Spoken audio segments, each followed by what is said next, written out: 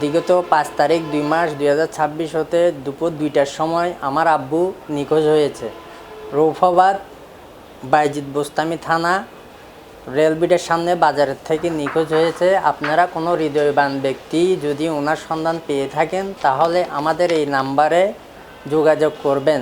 নাম্বারটি হলো 01831539367। আবার বলি আমি নাম্বারটা 01831539367। আপনারা যদি কোনো হৃদয়বান ব্যক্তি পেয়ে থাকেন আমার আব্বুকে অনুরোধ করে জানাচ্ছি, হাত জোর করে জানাচ্ছি আমার আব্বুকে আপনারা সসম্মত নিয়ে আসেন। আপনাদেরকে যা পারি আমরা সম্মান করতে বাধ্য থাকি। ওনার নাম হলো মোহাম্মদ সোবাহান, মাতা স্নেহারা, পিতার নাম হলো ইয়াকুব আলী। মোহাম্মদ সোবাহান ওনার নাম। বয়স হবে 65 বছর। রৌফাবাদ রেলবিটের পাশে। বর্তমানে গায়ে পরা হাফাতা শার্ট, উনি চশমা লাগানো ছিল। উনি একটু মানসিক সমস্যায়ও থাকতে পারে, বুড়ো হয়ে গেছে, 65 বছর।